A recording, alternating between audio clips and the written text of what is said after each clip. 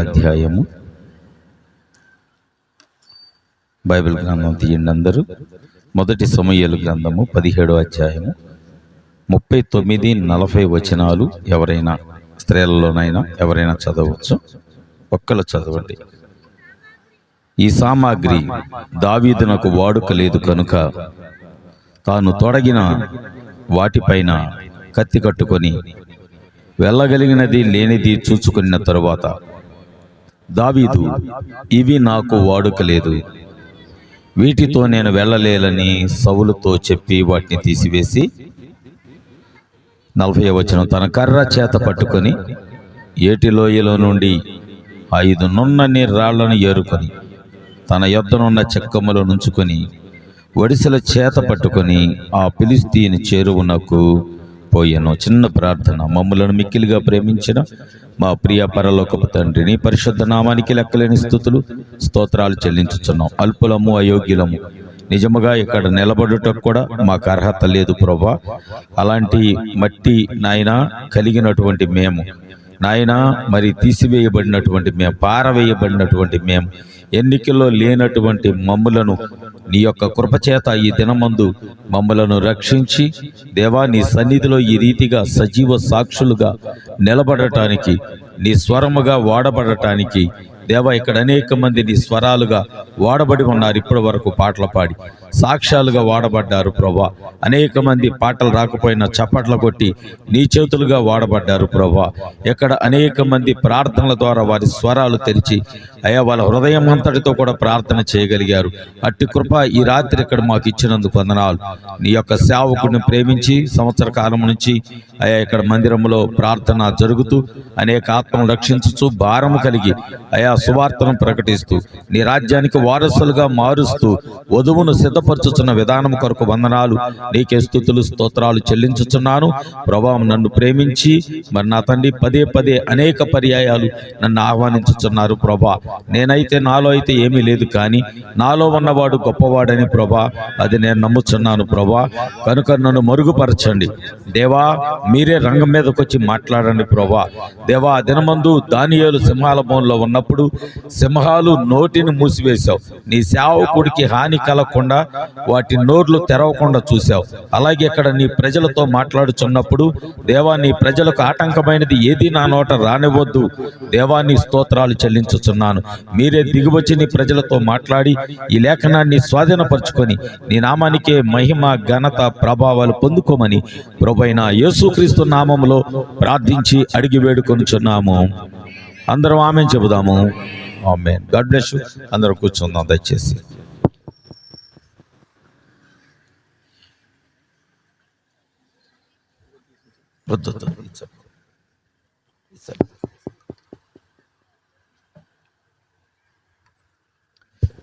Thank you.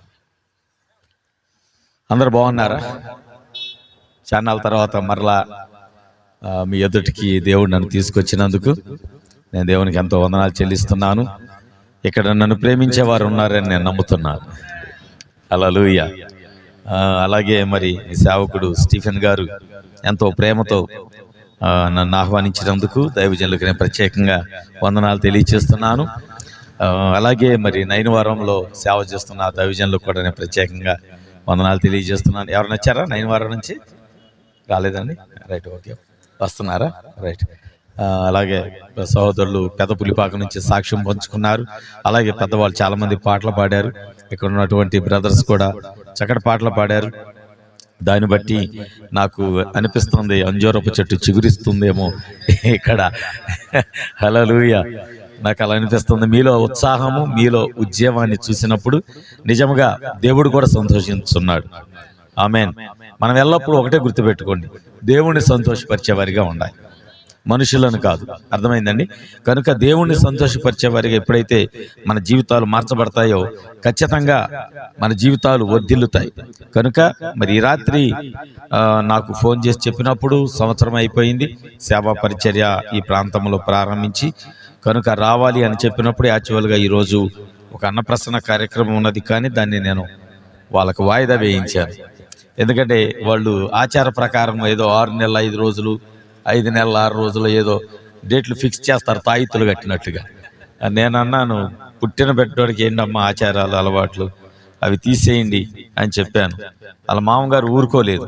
ఆయన చాలా కోప్పడి లేదు జరగాల్సిందే అన్నాడు. కానీ ఆయన డాబా నుంచి కింద పడి హాస్పిటల్లో ఉంటే ఈరోజు వెళ్ళి చూశాను, ఒక పక్కన ఈ చెప్ప తీసేసి ఫ్రిడ్జ్లో పెట్టారు, బ్రతికే ఉన్నాడు. కానీ దేవుని పరిచయం నేను చెప్పాను, ఆచారాలు దాన్ని ఏమంటారంటే కట్టుబాట్లు దేవుని నీతిని నెరవేర్చవు. అందరు ఇక్కడే ఉన్నారా? రైట్. మీరు కథ చెప్తున్నప్పుడు ఎలా కొడతారో మీరు కూడా అలాగే ఆమె చెప్తా ఉంటే అది ఆశీర్వాదకరంగా ఉంటుంది. దేవుని స్తోత్రం. ఎందుకంటే మీరే కాదు వినేది, చాలామంది వింటున్నారు. చాలామంది వాళ్ళ గృహాల్లో ఉండి వింటున్నారు, కొంతమంది వారి బిల్డింగుల్లో ఉండి వాక్యం వింటున్నారు, కొంతమంది కనపడకుండా వారి చెవులను ఇక్కడ పెట్టి వాక్యం వింటున్నారు. ఎందుకంటే నేను వారిని చూడగలిగాను, వారు నాకు కనబడుచున్నారు కూడా. దేవుని స్తోత్రం. ఎందుకంటే దేవుని స్వరము ఎక్కడ ఉన్నా సరే ఆయన ఏర్పాట్లో ఉన్న వారిని తాకుతూనే ఉంటుంది. ఆమేన్. కనుక ఈ రాత్రి చదవబడిన లేఖనములో చాలాసార్లు మీరు విన్నారు. అయ్యా అందరూ ఈ బలిపీఠంకి వెళ్ళి చూడండి, సౌండ్ సిస్టమ్ వాళ్ళు ఇక్కడ ఉన్న వాళ్ళందరూ కూడా మీకు ఈ విషయం చాలాసార్లు తెలుసు. చిన్నప్పటి నుంచి విన్నారు, దావీదు గురించి, గొలియాతు గురించి, ఇంకా చాలా కథలు కూడా మీరు వినే ఉంటారు. ఈ లేఖనం చదివినప్పుడు మీ హృదయాల్లోకి ఏమనిపించింది ఒక్కసారి సడన్గా చెప్పండి. దావీదు గురించి అక్కడ చదివాము. దావీదు సౌలు యొక్క వస్త్రాలు ధరించాడు. పోయినసారి వచ్చినప్పుడు నేను ఒక మాట చెప్పాను, దాన్ని అది మీకు గుర్తుందో లేదో. ఇప్పుడు 2 సార్లు వచ్చాను కదా అక్కడికి. ఒకసారి వచ్చినప్పుడు సంచిలో అతిక్రమముల గురించి మాట్లాడాను, నాకు జ్ఞాపకం వస్తుంది. 2వసారి వచ్చినప్పుడు నీవు ఆయనను పిలుచు దినము ఒకటి రాబోతుంది, వచ్చుచున్నదని చెప్పాను అంశంగా. ఈరోజు ఒక క్రొత్త అంశాన్ని మీ మధ్యకి తీసుకొస్తున్నాను. ఎందుకంటే మనకు తెలిసింది ఏంటంటే దావీదు యుద్ధం చేశాడు, గొలియాతును చంపాడు, ఇశ్రాయేలీయులకు జయం వచ్చింది. కొంతమంది హృదయంలో అదొక ఆలోచన ఉంటుంది. ఇంకొకటి ఆలోచన ఏముంటుందంటే సౌలు యుద్ధం చేయలేకపోయాడు, ఇశ్రాయేలీయులు యుద్ధం చేయలేకపోయారు, దావీదు యొక్క సహోదరులు కూడా అక్కడ ఉన్నారు, వారు కూడా యుద్ధం చేయలేకపోయారు. కాబట్టి దావీదు రావాల్సి వచ్చింది. దావీదు వచ్చి యుద్ధం చేశాడు, సౌలు గొలియాతు చనిపోయాడు. కాబట్టి ఇశ్రాయేలీయులకి జయం వచ్చింది. ఇలాగ ఆలోచన చేస్తాం. కానీ ఎప్పుడైనా ఈ ప్రశ్న వినండి, ఎప్పుడైనా ఇప్పుడు చదవబడిన లేఖనములో ఉన్నటువంటి 5 రాళ్ల గురించి ఎప్పుడైనా ఆలోచన చేశారా? దావీదు సంచిలో ఉన్న 5 రాళ్ళు ఏంటి? ఈరోజు మనకు చాలా ప్రాముఖ్యమైనటువంటి లేఖనము దేవుడు మన మధ్యకి తీసుకొచ్చాడు. ప్రతివారు మీ హృదయాన్ని బలిపీఠం దగ్గర తీసుకురండి, ఎందుకంటే దేవుడు ఎక్కడి నుంచి మాట్లాడుతున్నాడు. ఆమేన్. మీ పిల్లలను కూడా మీ మనసులో ప్రార్థన చేయండి, ప్రభా వాక్యం వినాలి నేను, కనుక నా పిల్లలు అభ్యంతరకరంగా ఉండకూడదు అని మీరు ప్రార్థన చేయండి. అలాగే మీ పక్క వారికి మీరు అభ్యంతరకరంగా ఉండొద్దు, ఎందుకంటే దేవుడు చాలా శ్రేష్టమైన లేఖనాలు మనతో మాట్లాడబోతున్నాడు. కనుక నాకు ఇచ్చిన సమయం 9 అవుతుంది. కనుక నేను చూస్తాను దేవుడు పరిశుద్ధాత్మ ఎప్పటి వరకు మనల్ని నడిపిస్తాడో అప్పటి వరకు నేను మాట్లాడటానికి నేను ప్రయత్నం చేస్తాను. కనుక మీరందరూ వాక్యము మీద మీ హృదయాలు పెట్టవలసిందిగా నేను కోరుచున్నాను. దేవుని స్తోత్రాలు. ఇక్కడ మనం అనేక సార్లు దావీదు గురించి విన్నప్పుడు, చాలాసార్లు కథలు విన్నప్పుడు, లేకపోతే దావీదు సినిమా చూసినప్పుడు, లేకపోతే పాస్టర్లు లేకపోతే మీటింగులకి వెళ్ళిన చోట దావీదు గురించి వచ్చినప్పుడు మనం చూస్తూ ఉంటాం. ఈ కథలు మనం వింటూ ఉంటాం. కానీ ఇది కథ కాదు, నిజంగా జరిగిన సన్నివేశమే. ఆమేన్. కనుక ఇక్కడ ఒక వ్యక్తి మనకు కనబడుచున్నాడు. దావీదు ఒక హీరోలా కనబడుతున్నాడు ఇక్కడ. ఎందుకంటే కథ అంతా దావీదు చుట్టే తిరుగుతూ ఉన్నది. కనుక ఇక్కడ దావీదు గురించి నేను కొన్ని విషయాలు నేను మీకు తెలియచేయాలనుకుంటున్నాను. దావీదు ఎప్పుడైతే ఆ యుద్ధ రంగంలోకి వచ్చాడో, ఈరోజు ఆ యుద్ధ రంగంలోకి వచ్చినప్పుడు దావీదు కొన్ని తన జీవితంలో కలిగి ఉన్న విషయాలు నేను మీ ఎదుటి తేవాలని ఆశపడుచున్నాను. Praise the Lord. దావీదు ఒక గొర్రెల కాపరని మీ అందరికీ తెలుసా? అవునండి, కాపరి, గొర్రెల కాపరి. రైట్. నేను అంశాన్ని మధ్యలో చెప్తాను, ఇప్పుడు చెప్పను, మధ్యలోకి వెళ్ళిన తర్వాత చెప్తాను. ఈ కాపరి ఆయన ఏం చేస్తాడంటే యుద్ధ రంగంలోకి వచ్చాడు. గొర్రెలు కాయవలసినటువంటి కాపరి యుద్ధ రంగంలోకి వచ్చాడు. యుద్ధ రంగంలోకి వచ్చేసరికి అక్కడ ఫిలిష్తీయుడైనటువంటి సున్నతి లేని ఫిలిష్తీయుడని బైబిల్ చెబుతుంది. ఆమేన్. కనుక అతడు ఒక సవాలు విసురుతున్నాడు. ఇశ్రాయేలీలకి సవాలు విసురుతున్నాడు. ఎలాంటి సవాలు విసురుతున్నాడు అంటే, ఒకవేళ మీరు యుద్ధం చేయలేకపోతే ఒకరిని పంపించండి, సరి అయిన వాడిని. వాడు గెలిచాడంటే మా ఫిలిష్తీయులందరూ మీకు దాసులు అవుతారు. లేదు నేను గెలిచానంటే ఇశ్రాయేలీలందరూ మాకు దాసులు అవ్వాలి, ఆ రాజ్యం మాకు కావాలి. ఇది అక్కడ యుద్ధంలో పెట్టబడినటువంటి కండిషన్స్. ఈ సమయంలో దావీదు వచ్చాడు. దావీదు ఎలా వచ్చాడు? ఆయన ఒక తోలు వస్త్రంతోనే వచ్చాడు, లేకపోతే గొర్రె చర్మములనే వస్త్రాలుగా చేసుకొని వచ్చి ఉండొచ్చు. ఆయన ఆ యుద్ధ రంగంలోకి వచ్చినప్పుడు ఎక్కడ ఒక ప్రత్యేకమైన వస్త్రంతో రాలేదు. దేవుని స్తోత్రం, హల్లెలూయా. చూడండి, ప్రవక్త అదే మాట్లాడతాడు. ఒక సేవకుడు దేవుని యొక్క కార్యాలు చేసేటప్పుడు అతను ఏదో ఒక ప్రత్యేకంగా కనబరుచుకోవడానికి ప్రయత్నాలు చేయక్కర్లేదు. Praise the Lord. ఏదో ప్రత్యేకమైన అంగీ ధరించుకోనో, ప్రత్యేకమైన వస్త్రాలు ధరించో, నేను ఎలా, లేకపోతే నేను ఎలా బోధకుణ్ణి, లేకపోతే నేను ఎలా రెవరెండ్ని, లేకపోతే నేను ఎలా బిషప్ని, లేకపోతే నేను సీనియర్ పాస్టర్ని అని చూపించుకోవాల్సిన అవసరం లేదు. Praise the Lord, hallelujah. ఆ కార్యాల వల్ల దేవునికి మహిమ రాదు. ఇక్కడ మనం గమనించాల్సింది కొన్ని విషయాలు. దావీదు ఏమీ ప్రత్యేకమైన వస్త్రం ధరించి రావటం లేదు. గొర్రెలు కాసేటప్పుడు ఏ వస్త్రం ధరించి ఉన్నాడో అదే వస్త్రంతో వచ్చాడు. దేవుని స్తోత్రాలు, హల్లెలూయా. ఇప్పుడు ఆయన రాగానే అక్కడ యుద్ధ రంగంలో అంతా కూడా ఒరిగిపోతామన్నారు. బైబిల్ చెబుతుంది, ఇశ్రాయేలీలు ఒరుగుతున్నారు శత్రువును చూసి. ఆ బలిష్ఠుడైన వాడిని చూసి ఒరిగిపోతామన్నారు. ఎవరు వీళ్ళంటే దేవుని ప్రజలు, దేవుని సంఘము, దేవుని చేత విడిపించబడినటువంటి సంఘము. Praise the lord. విమోచించబడిన ప్రజలు. ఆమేన్, హల్లెలూయా. కనుక అలాంటి ప్రజలు ఒక శత్రువును చూడగానే వణికిపోవటం ప్రారంభించారు. ఈ రోజున క్రైస్తవ కుటుంబాల్లో కానీ, లేకపోతే మన వ్యక్తిగత జీవితాల్లో కానీ దేవుని చేత పిలవబడినప్పటికీ, దేవుని చేత మనము నడిపించబడుచున్నప్పటికీ, లేకపోతే దేవుని కృపలో మనం వాడబడుచున్నప్పటికీ కూడా ఒక శ్రమ రాగానే, ఒక శోధన రాగానే, ఒక బలహీనత రాగానే మనం కూడా ఏం చేస్తామంటే వణుకుతూ ఉంటాం. కానీ రాత్రి దేవుడు మనకు ఒక ధైర్యాన్ని ఇవ్వాలనే మన మధ్యకి వచ్చాడు ఆయన. హల్లెలూయా. ఆయన తన వాక్యాన్ని మన మధ్యకి తీసుకొని వచ్చాడు. కనుక ఈరోజు మన వాక్యం ఏం మాట్లాడుతుందో చూద్దాం. ఆయన అన్నాడు, ఎవడు వీడు? సున్నతి లేని ఫిలిష్తీయుడు ఈ ఇశ్రాయేలీల ముందు ఎంత ఒక సవాలు విసిరాడు.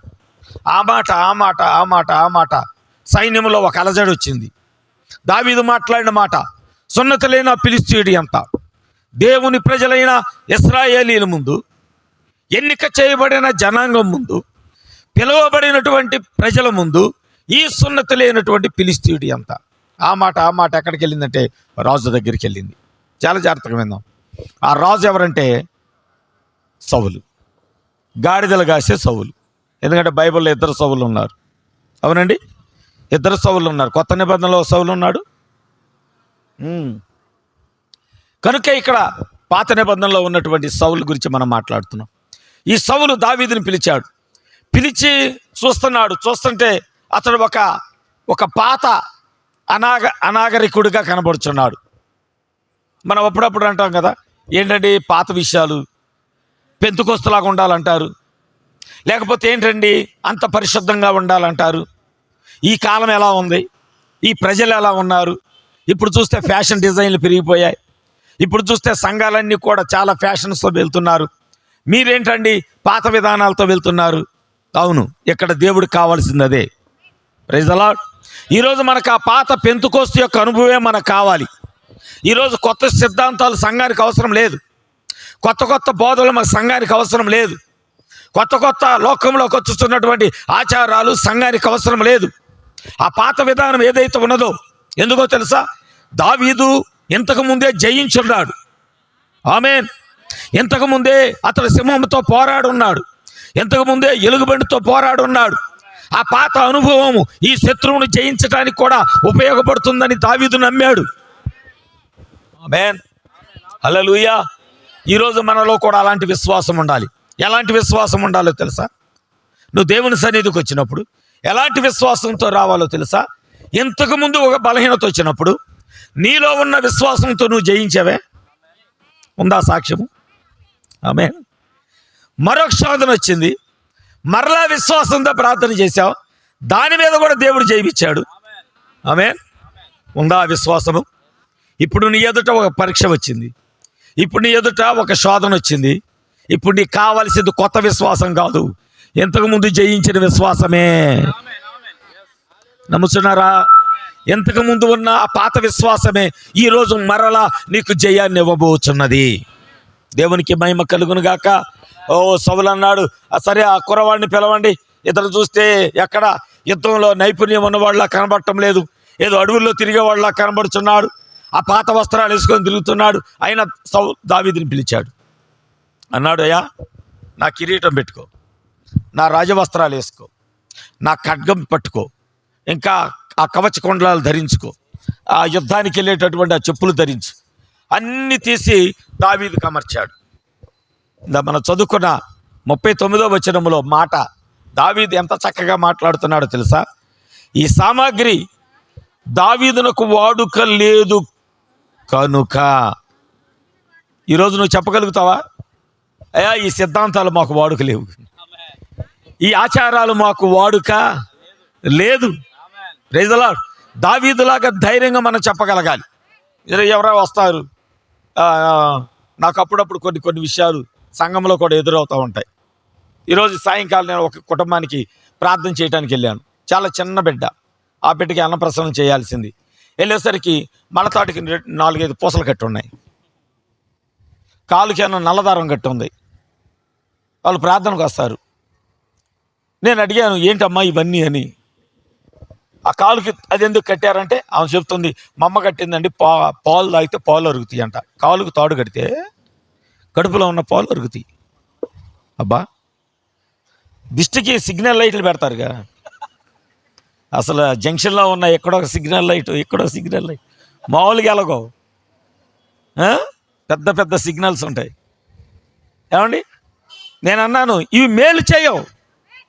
Praise the Lord. రాత్రి 1:30 ఫోన్ చేశారు, బాగా జ్వరం అయ్యగారు అని. నేను అన్నాను, ప్రార్థన చేసిన ప్రార్థన ఈ బిడ్డను తాకటానికి అవకాశం లేదు, ఎందుకంటే అన్ని కట్లతో ఉన్నాయి. Praise the Lord. అమ్మా వినండి, కొద్ది వాక్యం వినండి, ఎందుకంటే ఒక రోజున మీ జీవితంలో కూడా ఇది అవసరం రావచ్చు. నీ జీవితంలో కొన్ని కట్లు ఉంటే పాస్టర్ గారు ప్రార్థన చేసినా నీకు స్వస్థత రాదు. అర్థమైందా? ఆచారాలు సిద్ధాంతాలు నువ్వు కలిగి ఉంటే పాస్టర్ గారు ప్రార్థన చేసినా నీకు మేలు కలగదు. నువ్వేం చేయాలో తెలుసా?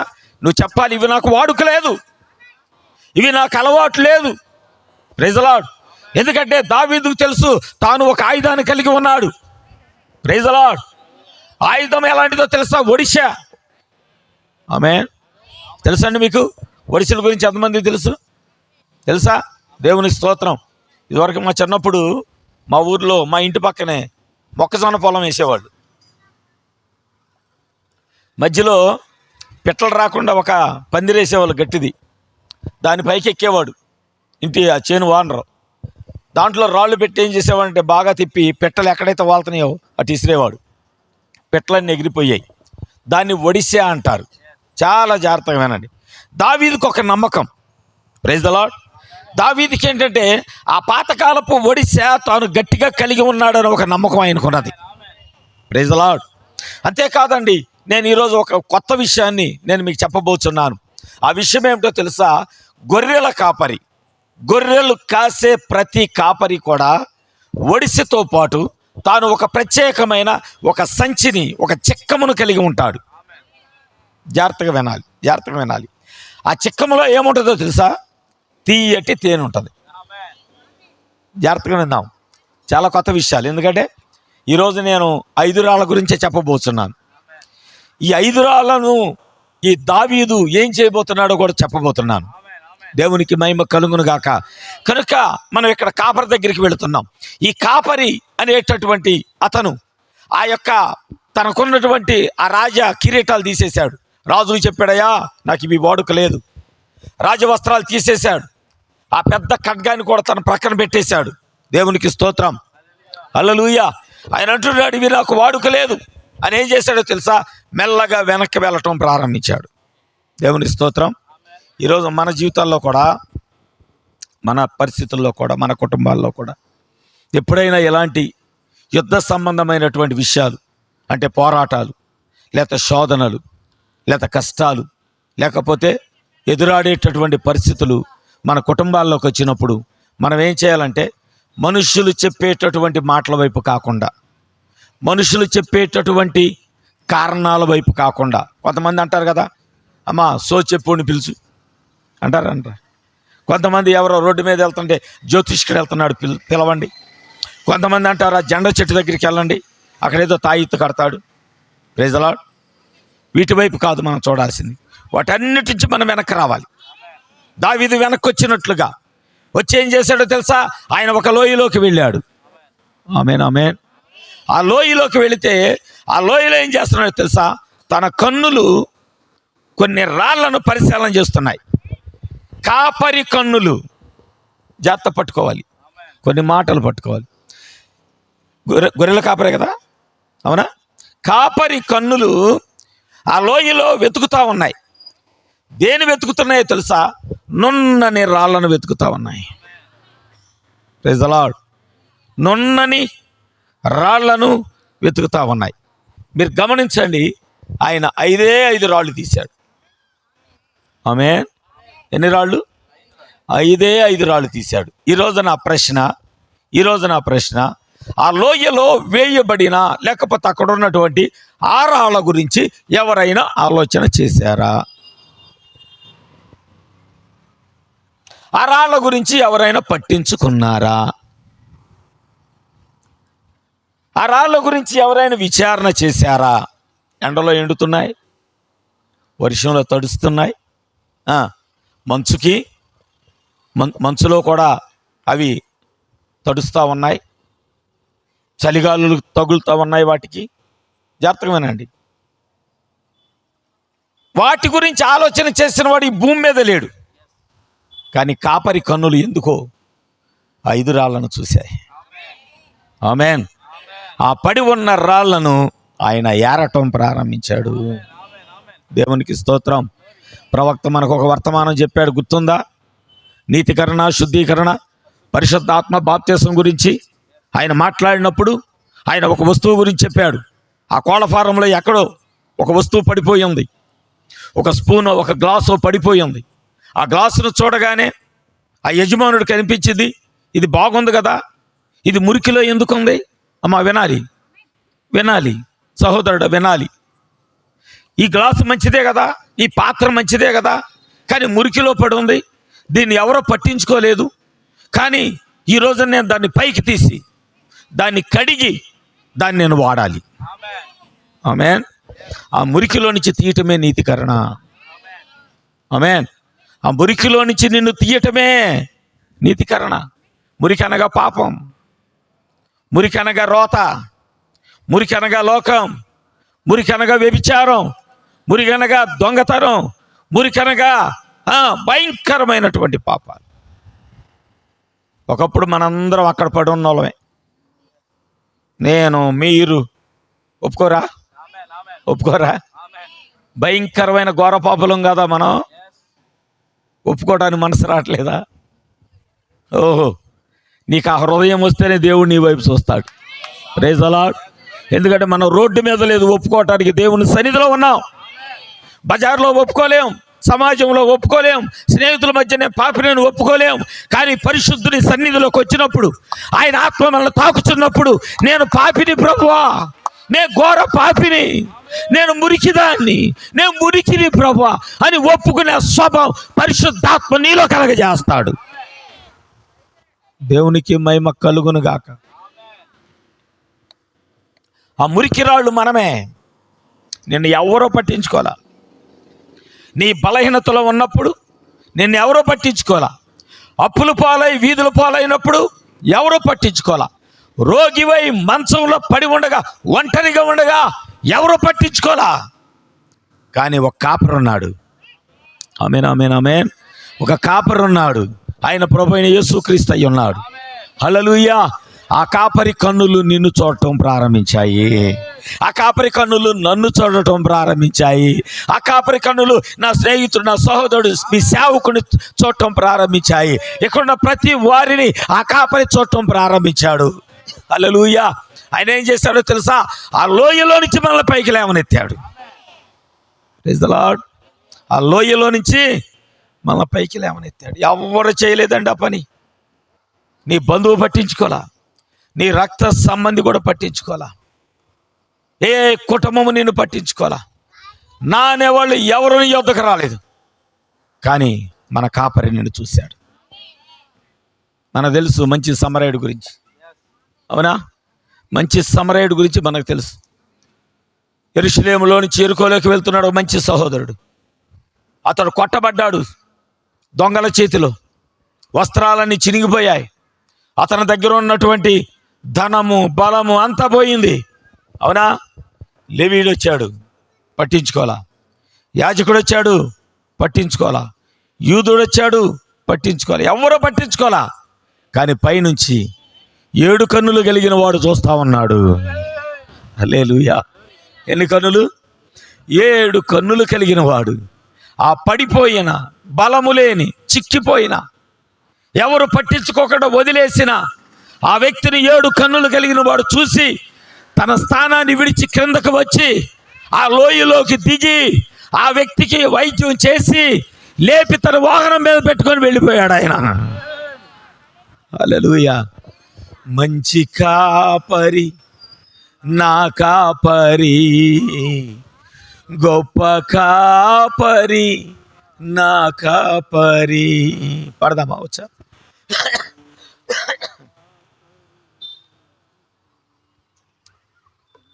దేవునికి మహిమ కలుగును గాక. ఆయన మన మంచి కాపరి. ఎంత మంచి కాపరి అంటే ఎవరు పట్టించుకోకపోయినా ఆయన నిన్ను పట్టించుకుంటున్నాడు. అందరు వదిలేసినా సరే ఆయన తన చేత్తో నిన్ను పట్టుకుంటున్నాడు. ఈ రాత్రి నిజంగా ఆయన నువ్వు గుర్తించగలిగితే ఆయన ఏం చేశాడో తెలుసా? ఆ రాళ్ళను తీసుకున్నాడు. ఇందాక చెప్పాను, కాపరి ఒక సంచిని కలిగి ఉంటాడు. ఈరోజు నా అంశము కాపరి సంచి. హల్లెలూయా. కాపరి సంచి. బైబిల్ గ్రంథంలో కొన్ని సంచులు ఉన్నాయండి. ఆ సంచులు ఎలాంటివి అంటే కొన్ని నేను రెఫరెన్స్లు ఇస్తాను, జస్ట్ టకటక. పోయినసారి వచ్చినప్పుడు మొట్టమొదటి చెప్పాను నేను, యోబు అన్నాడు నా సంచిలో అతిక్రమములు ఉన్నాయని. కొంతమంది వింటలేదు అనుకుంటా. ఇష్టం లేదమ్మా వాక్యం ఇష్టం లేదా? వినండి. ఉండేదే మనం కొద్ది సమయం, తెల్లారులో ఉండవు. ఇది మన భజన కూడా కాదు. తెల్లారులో ఉండవు, మహా అయితే ఇంకొక 40 నిమిషాలు ఉంటాం ఇక్కడ, తర్వాత ఇక్కడి నుంచి వెళ్ళిపోతాం. కానీ మీ హృదయాన్ని ఇక్కడ తీసుకొస్తే నీ కాపరి నీకు ఏం చేయబోతున్నాడో, నేను ఎలా వాడుకోబోతున్నాడో తెలిస్తే నువ్వు ఆశ్చర్యపోతావు. ఎందుకంటే చాలామంది, మొట్టమొదటి చెప్పాను, చాలామంది ప్రసంగాలు చేసేటప్పుడు నువ్వు వినే ఉండొచ్చేమో, కానీ ఏదో ఒక ప్రత్యేకమైన వాక్యముతో దేవుడు నిన్ను దర్శించాలని ఆయన ఇక్కడికి వచ్చాడు. ఆయన వచ్చినప్పుడు మనము ఆయన స్వరం వినాలి, అవునా? ఆయన మనం చూడగలగాలి. ఆయన ఒకవేళ నిన్ను తాకుతూ నిన్ను స్వస్థపరుస్తూ ఉంటే నన్ను స్వస్థపరచు ప్రభువా నీ చేయి అందించాలి. మునిగిపోతున్న పేతురు గినక ప్రభువా నన్ను రక్షించవా అని చేయి పైకి లేవనెత్తితే ఆయన చూడకుండా అటు ఇటు చూశాడా దేవుడు? చూశాడా? లేదు. ఆ చేతిని పట్టుకొని పైకి లేవనెత్తాడు. ఈరోజు ఎంతమంది ఆయన చేతిలో ఉండాలనుకుంటున్నారు నాకు తెలియదు, కానీ నేనైతే ఎల్లప్పుడూ ఆయన చేతిలోనే ఉండాలనుకుంటున్నాను. Praise the Lord. కొంతమందికి ఇష్టం లేదు, నాకు అర్థమైపోయింది ఆయన చేతిలో ఉండటం. Right, okay. యెషయా గ్రంథంలో ఏమని రాయబడ తీయొద్దు, కానీ రాసుకోండి. 46:6లో ఏముందంటే, ఒక సంచి ఉన్నది, ఆ సంచిలో బంగారం ఉన్నదంట, ఆ సంచిలో విగ్రహాలు ఉన్నాయంట. మీకాయా గ్రంథంలో రాయబడింది 6వ అధ్యాయం 11వ వచనంలో, సంచి ఉన్నది, కానీ అందులో తప్పుడు తూకపు రాళ్ళు, అంటే సరి అయిన తూకము కాని రాళ్ళు, తప్పుడు రాళ్ళు అంటారు, ఆ రాళ్ళు ఉన్నాయంట. ఇంకొక సంచి ఉన్నది హగ్గయిలో, అది చిరిగిపోయిన సంచి అని బైబిల్ చెబుతుంది. మీకు తెలుసా, ఆదికాండంలో ఓసారి ఇటు చూడండి, నాకు వెళ్ళి ఆదికాండంలో నా సమయం ఇవ్వండి, నేను వచ్చినప్పుడు నన్ను మంచిగా వాడుకోండి. ఎట్లా తెలుసా, 10 లీటర్ల పాలు ఇచ్చే గేదె ఉంటే 5 లీటర్లు పిండుకుంటావా? అదైతే బాగానే పిండుకుంటావు కదా. బక్కీటు నిండగానే పక్కన పెట్టి మళ్ళీ ఇంకో బక్కీటు. నేను 3 గేదెల పాలు పిండేవాడిని ఒకసారి. 3 గేదెల పాలు, ఒక గేదె తర్వాత మరొకటి. సేవకుడు పాడి పశువులు అంటాడు. మీరు పిండుకోవాలి. మీ హృదయాలు కావాలి, మీ బకెట్లు నిండే అంతా. అయ్యా చెప్పండి, అయ్యా చెప్పండి, అయ్యా చెప్పండి, అయ్యా ఇంకా మా గుండె నిండాలి. ఎలాగ దావీదులా చెప్పాలి, నా గిన్నె నిండి, నా గిన్నె నిండి చెప్పాలి, నా గిన్నె నిండి పొర్లుచున్నది. ఆ స్థితికి రావాలండి. వాక్యంలో మునిగి తేలాలి మనం. సంఘానికి తెలియకుండా ఒక్క వాక్యం కూడా ఉండకూడదు. ఆమేన్. సేవకుడు కాదు, సంఘానికి కూడా వాక్యం మొత్తం తెలియాలి. అప్పుడే సంఘం దేవునితో నడిచిద్ది. లేకపోతే సేవకుడు ఒక్కడే నడుస్తాడు, సంఘం ఇక్కడే ఉంటుంది. నమ్ముతున్నారా? ఆమేన్. సరే, ఇక్కడ ఎక్కడ ఉన్నాం? ఇందాక సంచుల దగ్గర ఉన్నాం. ఆది కాండములో మీరు బైబిల్ చూడద్దు కానీ అక్కడ చెప్పేస్తా, ఎందుకంటే నా అంశము కాపరి సంచి గురించి మాట్లాడుతున్నా కనుక ఈ మాట చెప్పాలి. యోసేపుకి సహోదరులు ఉన్నారు తెలుసా? మేము చూడలేదంటారా? మేము చూడలేదు అయ్యారు అంటారా? ఉన్నారా లేరా? మరి గట్టి చెప్పండి అమ్మా. ఉన్నారు కదా. వీళ్ళందరూ ఐగుప్తులోకి వచ్చారు. ఎందుకొరకు? కనానులో కరువు, ఐగుప్తులో సమృద్ధి. కారణం ఒకటే, కనానులో యోసేపు లేడు, ఐగుప్తులో యోసేపు ఉన్నాడు. యోసేపు ఎక్కడ ఉంటాడో అక్కడ సమృద్ధి. యేసుక్రీస్తు ఎక్కడ ఉంటాడో నేను చెప్పరా? సమృద్ధి. నాలో యేసు ఉన్నాడు, నాకు భయమే లేదు, ఎప్పుడు సంతోషమే. పాడతాం కదా, నాలో యేసు ఉన్నాడు, నాకు భయమే లేదు, ఎప్పుడు సంతోషమే. యేసు ఎక్కడ ఉంటే అక్కడ సమృద్ధి, యోసేపు ఎక్కడ ఉంటే అక్కడ సమృద్ధి. ఇలా తండ్రి అన్నాడు, అరే ఐగుప్తులో సమృద్ధి ఉందంట, మీరందరూ రోకలు తీసుకొని వెళ్ళి ఐగుప్తుకు వెళ్ళి ఆహారాన్ని కొనుక్కురండి. ఆ రోజులో వస్తు మార్పిడే కదా. ఈ రోజంటే మనం డబ్బులు ఇస్తే ఆహారం ఇస్తారు. ఆ రోజున వస్తువు ఇచ్చి వస్తువు కొనుక్కోవటమే వస్తు మార్పిడి విధానం.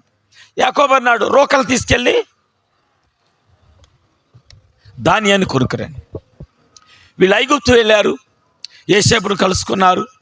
యోసేపు తన అన్నలను గుర్తుపట్టాడు.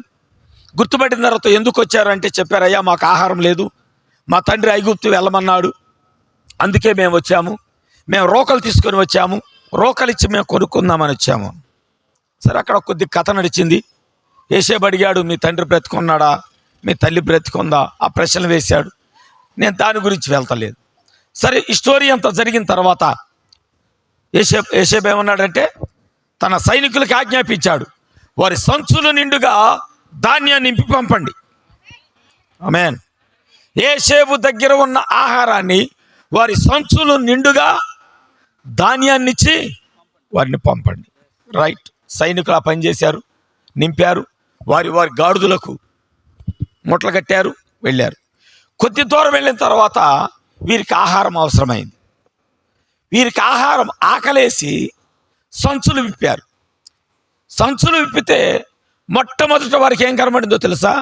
గాడిదలకు మేత కనబడింది. జాగ్రత్తగా విందాం. ఆ సంచులలో గాడిదలకు మేత కనబడింది. రెండవదిగా వారు తీసుకెళ్ళిన రోకలు కనబడ్డాయి. మూడవదిగా ఐగుప్తు నుంచి తెచ్చుకున్న ధాన్యం కనబడింది. ఆమేన్. ఈరోజు నా ప్రశ్న ఏంటో తెలుసా? ఆ ధాన్యము దేవుని యొక్క వాక్యం అయి ఉన్నది. ఆమేన్. ఇప్పుడు నీ హృదయం ఒక సంచి అయితే వాక్యం యొక్క స్థానం ఎక్కడా? అట్టడుగునా? చెప్పాలా? ఆ సంచి నీ హృదయం అయితే వాక్యం యొక్క స్థలము ఎక్కడ? వాక్యం యొక్క స్థానం ఎక్కడ? నీ సంచి విప్పగానే చెత్త కనబడింది, వీళ్ళు తీసుకెళ్ళిన రోకలు కనబడ్డాయి, అడుగున ధాన్యం కనబడింది. ఈరోజు నేను చెప్తున్నాను, ధాన్యం అడుగున ఉండకూడదు, ధాన్యము పైన ఉండాలి. మనం నోరు తెరిస్తే వాక్యం మాట్లాడాలి. నువ్వు నిజమైన విశ్వాసి అయితే ఒక తోటి విశ్వాసి కనబడినప్పుడు దేవుని గురించే మాట్లాడాలి. అమ్మాయి అనే గ్రామానికి ఇద్దరు వెళ్తున్నప్పుడు దేవుని విషయాలు ఎలా మాట్లాడుకున్నారు? ఒక విశ్వాసి మరొక విశ్వాసి కలుసుకోగానే ఏం మాట్లాడాలి? దేవుని గురించే మాట్లాడాలి. నోరు తెరిస్తే వాక్యమే, సంచి తెరిస్తే ధాన్యమే. ఆమేన్. హల్లెలూయా. వాక్యము నీ హృదయములో అలా ఉండాలి. బైబిల్ చెప్తుంది కదా, వాక్యము నీ నోటను, వాక్యము నీ హృదయములోను వాక్యము నీ బయట ఉండవలెను. రోమాలో పౌలు మాట్లాడతాడు, వాక్యము నీ నోట ఉండాలి, వాక్యము నీ హృదయములో ఉండాలి, వాక్యము బయట కూడా ఉండాలి. అంటే పరిపూర్ణంగా వాక్యముతో నింపబడటం. మీ తలలు కాస్త ఇటు తిప్పండి. దేవుని స్తోత్రం. ఈ 5 రాళ్ళు తీసుకున్నాడు.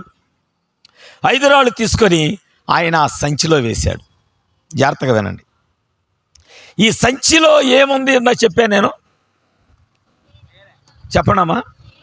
విన్నవాళ్ళు చెప్తున్నారు ఏముంది? తేనె, తీయటి తేనె ఉంది. ఎందుకున్నది? ఒక ప్రశ్న. ఆ తీయని తేనె ఎందుకున్నది? ఆ తీయని తేనె దేనికి సాదృశ్యం? ఈరోజు మనము చాలా చక్కటి విషయాలు దేవుని ద్వారా మనం తెలుసుకోగలుగుతున్నాం. Praise the lord. ఎన్నడూ వినని, ఒకవేళ వినే ఉండొచ్చేమో, మరొక విధానంలో దేవుడు మనతో మాట్లాడుచున్నప్పుడు ఈ విషయాలు మన హృదయాల్లోకి వెళుతున్నాయి. నేను నమ్ముతున్నాను కొంతమందిని దేవుడు ఇక్కడ వాళ్ళ హృదయాల సంచులు నింపుతున్నాడు. ఆయన వాక్యముతో నింపుతున్నాడు. ఎలాగో తెలుసా? ఆ మధురమైన తేనె రుచిగా ఉండినట్లుగా ఈ మధురమైన వాక్యము వాళ్ళ హృదయాల్లో దేవుడు నింపుతా ఉన్నాడు ఇక్కడ. దేవునికి స్తోత్రములు. ఓ సంగమా, మీరు గమనించాలి. ఆ సంచిలో ఉన్నటువంటి ఆ తేనెలో 5 రాళ్ళు వేయటం ప్రారంభించాడు. 1, 2, 3, 4, 5. ప్రవక్త చెప్పాడు, ఈ 5 రాళ్ళు ఏంటో తెలుసా? జీసస్ అన్నాడు. ఆమేన్. JESUS. 5 అక్షరాలు, 5 రాళ్ళు. అవి దేవునికి సంబంధించినవి. అది దేవుని యొక్క నామం అన్నాడు ఆయన. హల్లెలూయా, హల్లెలూయా. ఆయన ఏం చేశాడో తెలుసా? విశ్వాసము. ఈ చెయ్యి 5 ఏళ్ళు ఫెయిత్ అన్నాడు ఆయన. ఫెయిత్ అంటే విశ్వాసము. విశ్వాసముతో జాగ్రత్తగా గమనించాలి. ఈరోజు నేను చెప్తున్నా, రాసుకుంటే రాసుకోండి. చేతి 5 వేళ్ళు విశ్వాసము. ఆమేన్. 5 రాళ్ళు జీసస్. ఆమేన్. ఆ ఒడిసేంటో తెలుసా? పరిశుద్ధాత్మ. దేవునికి స్తోత్రాలు. నీ విశ్వాసముతో పరిశుద్ధాత్మను ఖచ్చితంగా నువ్వు పట్టుకోగలిగితే, ఆమేన్, పరిశుద్ధాత్మలో పెట్టబడిన వాక్యము, నువ్వు తీసిన వాక్యము పరిశుద్ధాత్మకు అప్పగిస్తే ఆ రాయ ఎక్కడికి గురిగా వెళ్ళాలో పరిశుద్ధాత్మ నడిపించింది. దేవునికి మహిమ కలుగును గాక. హల్లెలూయా, హల్లెలూయా. ఓ సంగమా, ఆ యొక్క రాళ్లను వేసి మనం ఇందా చదువుకున్నాము 40వ వచనములో, తన కర్ర చేత పట్టుకొని ఏటి లోయలో నుండి 5 నున్నని రాళ్లను ఏరుకొని తన యొద్దనున్న చిక్కములో నుంచుకొని ఒడిసెల చేత పట్టుకొని ఆ ఫిలిష్తీయుని చేరువునకు వెళ్ళెను. దేవునికి స్తోత్రాలు. ఈ కాపరి, ఇక్కడ ఆగుదాం మరలా. ఈ కాపరి ఎందుకు తేనె సంచిని కలిగి ఉంటాడు అంటే, అడవిలో ఒక తెల్లని పిండి రాయి తెలుసా? మనకు ముగ్గురాయిలు ఉంటాయి. పిడుగురాళ్ళ ఆ సైడ్ వెళ్తే ముగ్గురాళ్ళు ఉంటాయి. అప్పుడప్పుడు ఆ రాళ్ళే పిండి చేసి ముగ్గుని అమ్ముతారు. అది రాతి పిండే. అది రాయి నుంచి తీసిందే, ముగ్గు రాయి నుంచి తీసిందే. ఆ రాతి పిండి ఉన్నటువంటి ఒక రాయి, అరణ్యములో ఉన్న ఒక రాయి, కాపరి గొర్రెలను అరణ్యంలో తోలుకొని వెళ్ళినప్పుడు ఆ కాపరికి ఆ గొర్రెకు జబ్బు చేస్తే ఆ గొర్రెను ఈ కాపరి ఏం చేస్తాడంటే ఆ బండ యొద్దకు నడిపిస్తాడు. Praise the Lord. ఆ బండ యొద్దకు నడిపించడానికి ముందుగా ఆ బండను బాగా రుద్దుతాడు ఆయన. ఆమేన్. ఆ బండ నలగగొట్టబడిద్ది, ఆ బండ రుద్దబడిద్ది, మెత్తటి పిండి వలె తయారు చేయబడిద్ది. ఎందుకో తెలుసా? ఆ పిండిలోనే ఆ రోగికి, ఆ వ్యాధి కలిగిన గొర్రెకు స్వస్థత ఉన్నది అక్కడ. Praise the Lord. అవునా? అవునా? బైబిల్ చెప్తుంది కదా, కలవరి సిలువలో ఆయన పొందిన దెబ్బల వల్లే, ఎవరు వినలేదనమాట, ఆయన నలగగొట్టబడటాన్ని బట్టే, ఆయన ముద్దగా చేయబట్టాన్ని బట్టే, అవునా, ఆయన మన కొరకు పిండబడ్డాడంట. మీరు గొడ్లు పిండుతారా? బట్టలు ఉతికిన తర్వాత గట్టిగా పిండుతారు కదా, ఆయన అలా పిండబడ్డాడంట. ఇంకెలాగా? డేక్ష కడిగి నీళ్ళు ఎలా చేస్తారు? అన్నం తిన్నారమ్మా, కూర అయిపోయింది, కూర డేక్షాల్లో బాగా రుద్దారు, నీళ్లు పోసారు. రుద్దిన తర్వాత ఆ నీళ్లు భద్రంగా పోస్తారా? ఏం చేస్తారు? పారబోస్తారు. అవునా? కడిగిన తర్వాత మురికి నీళ్లు యేసుక్రీస్తుని కలవరి శిలువ మీద నీళ్లు పారబోసినట్లుగా విసిరివేశారంట ఆయన్ని. వాక్యం చెప్తుంది అది. వింటున్నారా? ఆమేన్. హల్లెలూయా, హల్లెలూయా. ఆయన అలా నలగగొట్టబడ్డాడు. ఆ నలగగొట్టబట్టాన్ని బట్టే మనకి స్వస్థత వచ్చింది. ఆమేన్. ఈ కాపరి ఏం చేశాడంటే ఆ రాయిని బాగా రుద్దాడు, పిండి ఉన్నది, కానీ ఇప్పుడు ఆ పిండి తినలేదు. గొర్రె వచ్చి ఆ పిండి తినలేదు. ఆ పిండి తినాలంటే ఒక రుచిగల పదార్థం కావాలి. ఆమేన్. ఏం కావాలి?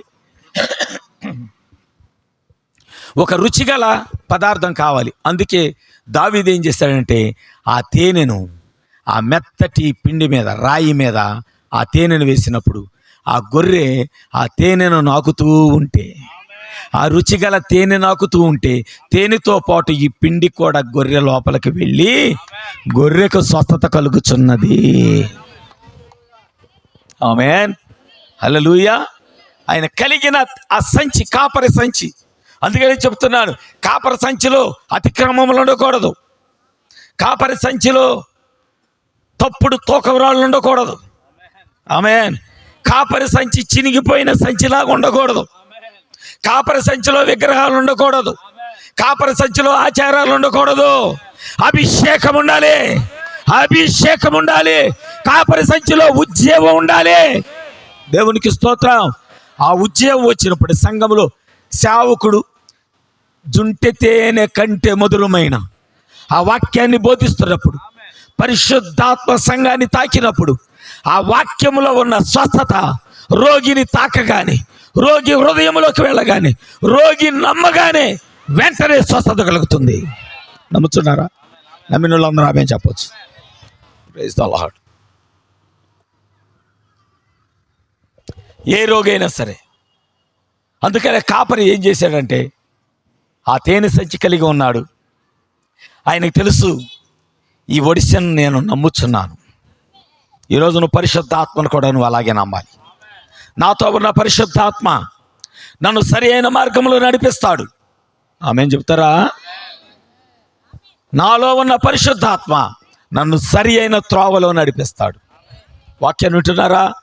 ఓ ప్రియ జనాంగమా, నిజముగా ఈ రాత్రి దేవుడు మనతో మాట్లాడుతున్నప్పుడు ఆ తేనె సంచిలో 5 రాళ్ళు వేయబడ్డాయి. జాగ్రత్తగా వినండి. 5 రాళ్ళు వేయబడగానే ఆయన మెల్లగా ఆ లోయలో నుంచి పైకొచ్చాడు. పైకొచ్చి ఫిలిష్తీయుడు చూస్తున్నాడు. చూస్తూ ఉంటే ఫిలిష్తీయుడు ఏం చేశాడు? గొలియాతు ఏం చేశాడు? దావీదును కూడా చూశాడు. చూసి హేళనగా, ఎలాగా? హేళనగా, నువ్వు బాగా భక్తి కలిగి ఉండు, లోకం నిన్ను హేళనగానే చూసింది.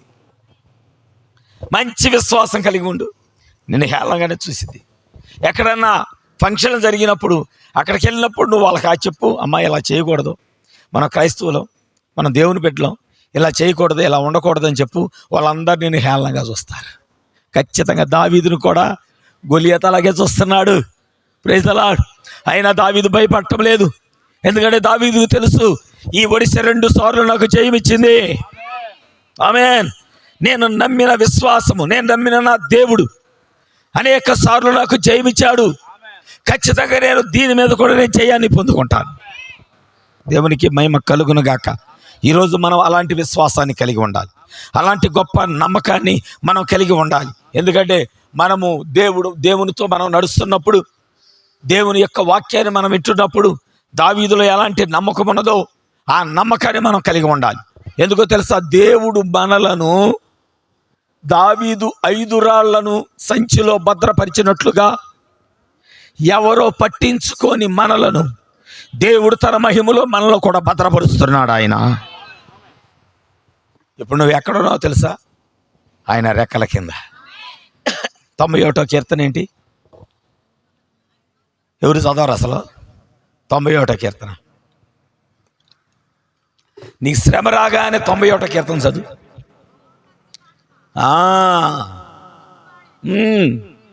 విశ్రమించువాడు, ఆశ్రయము, నా కోట, నేను నమ్ముకుని నా దేవుడని నేను యెహోవాను గూర్చి సాక్ష్యం చెప్పుచున్నాను. ఎక్కడ ఉన్నావు నువ్వు? ఆయనలో క్రీస్తులో నువ్వు భద్రపరచబడి ఉన్నావు.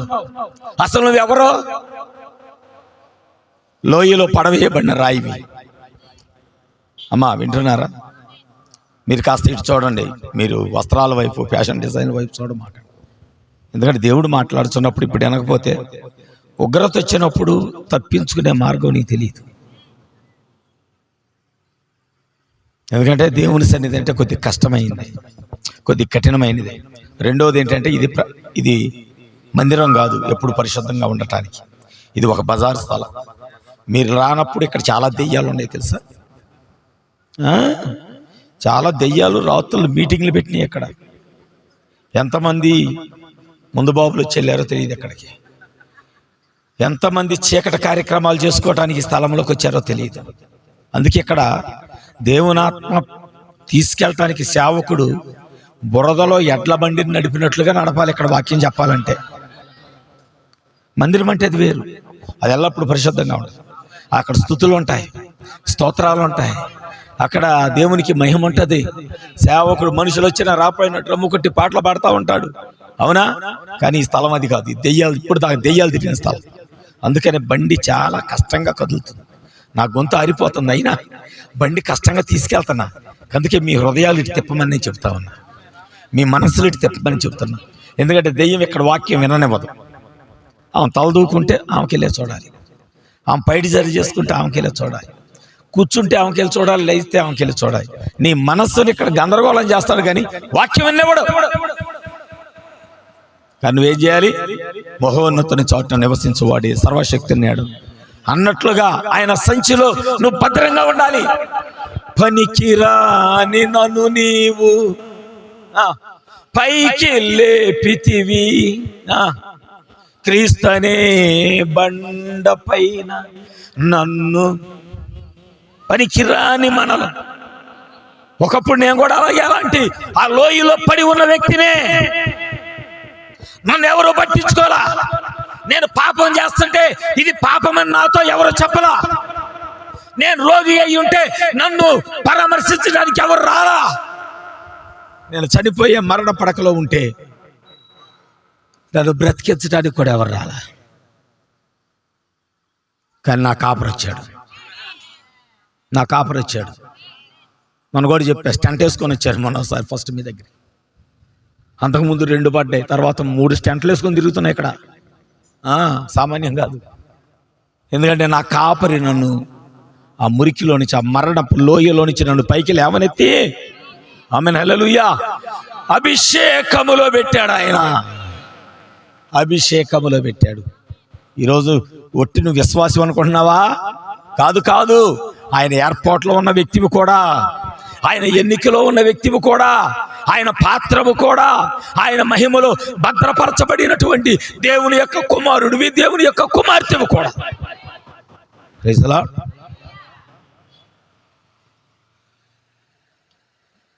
ఒక్క నిమిషం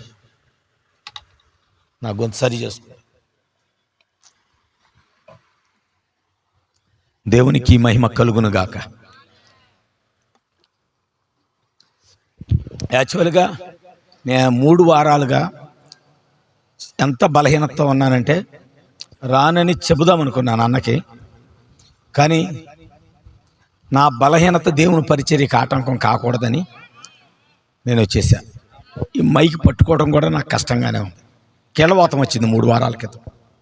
ఎంత వేదన అంటే రాత్రులు నిద్రలేనటువంటి పరిస్థితి. కారులో వచ్చేటప్పుడు కూడా ఈ గోడలో చేతులు మొత్తం కండరాలు అన్నీ నొప్పి, ఈ చెయ్యి కూడా పట్టుకొని ఇట్లా 1/2 లీటర్ బాటిల్ లేపలేని పరిస్థితి. అలాంటి స్థితిలో దేవుడు నన్ను ఇక్కడ తీసుకొచ్చాడు. ఎందుకంటే ఆయన ప్రజలు ఎక్కడున్నారు, ఆయన సంఘం ఎక్కడున్నది, ఆయన వధువు ఎక్కడున్నది. హల్లెలూయా. ఎందుకంటే నన్ను మురికిలో నుంచి తీసినట్లే మిమ్మల్ని కూడా ఏదో మురికిలో నుంచి ఆయన పైకి లేవనెత్తాడు. ఒకవేళ అలా లేవనెత్తకపోతే నువ్వు ఎక్కడికి వచ్చేదానివి కాదు, ఎక్కడికి వచ్చేవాడివి కాదు. నమ్ముతున్నారా? నమ్మిన వాళ్ళందరూ హల్లెలూయా చెప్పొచ్చు. హల్లెలూయా, హల్లెలూయా. చూడండి, ఇక్కడ గొలియాతు దావీదును తక్కువ అంచనా వేశాడు. అలాగే సౌలు కూడా దావీదుని తక్కువ అంచనా వేశాడు. కానీ దావీదైతే దేవుని యందు విశ్వాసం ఉంచాడు. ఎలాంటి విశ్వాసం ఉంచాడంటే ఆయనకు తెలుసు నేను కలిగి ఉన్న ఒడిశా ఒకానొక దినమందు దేవుడు నాకు జయమిచ్చాడు. ఆమేన్. సింహాన్ని జయించేలా చేశాడు. నాలో ఉన్నటువంటి విశ్వాసము ఎలుగుబంటిని జయించేలాగా చేసింది. అవునా? ఆమేన్. హల్లెలూయా. దావీదుకి తెలుసు అంట. ఆయన ఏం చేశాడంటే ఆ రాళ్ళు, సంచిలో ఉన్నటువంటి రాళ్ళు, జాగ్రత్త వినండి అమ్మ, ఆ సంచిలో చేపెట్టాడంట. ఇక్కడ వినండి, సంచిలో చేపెట్టి ఏ రాయి తీయాలి వాడిని చూస్తున్నాడు. వినండి అమ్మ, చూడండి, సంచిలో చేపెట్టి ఈ రాళ్ళు ఏ రాయి తీయాలని ఆ రాళ్ళు చూస్తూ ఉన్నాడు. ఇవన్నీ అభిషేకంలో ఉన్నాయి. మీరు కూడా అభిషేకంలో ఉన్నవాళ్ళే. తన పని నిమిత్తము ఎవరు వెళతారా అని ఆ రాళ్లను ఆయన ఏరుతా ఉంటే ఒక్కొక్కరాయి దావీదు చేతులకు వచ్చి నేను వెళ్తా, శత్రువుని చంపడానికి నేను వెళ్తా అని ఆయన చేతిలోకి వచ్చి జారిపోతున్నాయి అంట. ఆయన తిరగేస్తున్నాడు రాళ్ళని, లోపల రాళ్ళను తిరగేస్తా ఉన్నాడు. హల్లెలూయా. రాళ్ళను తిరగేస్తుంటే ఎవరు వెళ్తారు? ఇప్పుడు శత్రువుని చంపడానికి ఎవరు వెళ్తారు? శత్రువుని జయించడానికి ఎవరు వెళ్తారు? హల్లెలూయా. ఆయన లెక్కేస్తున్నాడంట. లోపల ప్రతి రాయి దావీదు చేతులు, దావీదా నన్ను పంపు, నేను వెళ్ళి ఆ శత్రువుని కొడతా, నేను వెళ్ళి ఆ శత్రువుని చంపుతా. కానీ లోపల ప్రవక్త చెబుతున్నాడు, దేవుడంట తన ప్రజల మీదకి వచ్చిన యుద్ధాలలో ఒక్క యుద్ధాన్ని కూడా పోగొట్టుకోలేదంట. యేసు అనే రాయి దావీదు చేతిలోకి వచ్చింది. హల్లెలూయా. ఆ రాయిని ఏం చేశాడో తెలుసా? పరిశుద్ధాత్మ అనే ఒడిసిలో పెట్టాడు. దేవుని స్తోత్రం. ఆయన తిప్పటం ప్రారంభించాడు. ఈరోజు నువ్వు వాక్యాన్ని తీసుకో. నీ ఎదురు దెయ్యం వచ్చిందా? వాక్యాన్ని తీసుకో. నీ జీవితంలోకి ఒక రోగం వచ్చిందా? వాక్యాన్ని తీసుకో. నీ జీవితంలోకి ఒక శోధన వచ్చిందా? వాక్యాన్ని తీసుకో. దేవునికి స్తోత్రాలు. బలహీనతలు వచ్చాయా? వాక్యాన్ని తీసుకో. ఎందుకంటే ప్రవక్త మాట్లాడుతున్నాడు. మన కాపరి కూడా ఒక సంచి కలిగి ఉన్నాడు. ఆ సంచి లోపల ఒక వాక్యం రాయబడి ఉంది. నీ సంకటములన్నిటినీ కుదుర్చువాడు, నీ వ్యాధులను స్వస్థపరచువాడు, నిన్ను బాగు చేయువాడు ఆయనే. ఈ రాళ్ళన్నీ ఇక్కడే ఉన్నాయి. Praise the Lord. హల్లెలూయా. అందుకే ఆ వాక్యాన్ని తీసుకో, ఆ ఒడిసిలో పెట్టు. అది పరిశుద్ధాత్మ నువ్వు ఉపయోగించాలి. శత్రువు మీదకి వాక్యాన్ని ఉపయోగించాలి. దేవుడు అన్నాడు, దెయ్యం వస్తే గద్దించు, దుష్టుడు వచ్చాడా, ఓ దురాత్మ ఇక్కడి నుంచి పారిపో అని వాక్యాన్ని ఉపయోగించు. వాడు నీ ఎదుటి నుంచి పారిపోతాడు. రోగమానాన్ని విడిచిపెట్టు, పారిపోద్ది. నమ్మటం లేదా? నమ్మిక లేదా? బెరస్మాన్ గారు ఓ పాట పాడారు, నా కుమారి నీకికను భయం ఎందుకు, ఏమి నమ్మిక లేదా, నా కుమార నీకికను భయం ఎందుకు, ఏమి నమ్మిక లేదా, నీతోనే నేనుండగా నీ నావా మునిగేనా, నీతోనే యేసయ్యుండగా నీ పడవ మునిగేనా, కలవరపడకు దరికి చేరుతాము, కలవరపడకు దరి చేరుతాము. హల్లెలూయా. నీ నావలో యేసయ్య ఉంటే మునగదు. నేనేం చేస్తున్నాను? మీకు తేనెతో వాక్యాన్ని తినిపించాలని ప్రయత్నం చేస్తున్నా. ఇక్కడ దావీదులాగా ఇక్కడ బలహీనతలు వచ్చి ఉండొచ్చు, శోధనలు వచ్చి ఉండొచ్చు, సమస్యల్లో వచ్చి ఉండొచ్చు. కానీ ఆ వాక్యం అనే క్రీస్తు అనే బండ మీద మిమ్ములను రుచికరమైన వాక్యముతో ఆ బండ మీరు నాకాలని నేను ప్రయత్నం చేస్తున్నా. దేవుని స్తోత్రం. దావీదు అదే చేశాడు. సంచిలో చేయబెట్టాడు. రాయి తీద్దాం అనుకుంటే యెషయా వచ్చాడంట. చేతిలోకి ఎవరు వచ్చారు చెప్పండి అమ్మా? యెషయా వచ్చాడంట. యెషయా వచ్చి మందిరంలో నిలబడ్డాడు. నిలబడితే అమ్మా చూడండి, యెషయా వచ్చి మందిరంలో నిలబడ్డాడు. దేవుని యొక్క ఆత్మ మందిరంలోకి వచ్చింది. పరిశుద్ధుడు మందిరంలోకి వచ్చాడు. ఆయన చూస్తూ ఉన్నాడు. ఆ వెలుగును చూడగానే తన తప్పును సరి చేసుకుంటున్నాడు. ఆమేన్. అందుకే నాకు చెప్పా, పరిశుద్ధాత్మ మీలోకి వస్తేనే నేను పాపినని నువ్వు ఒప్పుకోగలుగుతావు, లేకపోతే ఒప్పుకోలేవు. Praise the lord. ఇక్కడ పరిశుద్ధాత్మ ఎప్పుడైతే ఆ మందిరంలో ఆయన ఎదుటికి వచ్చిందో ఆయన అంటున్నాడు, అయ్యో నేను అపవిత్రమైన తెలీదా వాక్యము? అపవిత్రమైన పెదవులు కలవ. అయ్యా ప్రార్థనకి వెళ్ళే కానీ తెగ బూతులు ఆడతానయ్యా. అది నోరా, కంబళి చెరువా?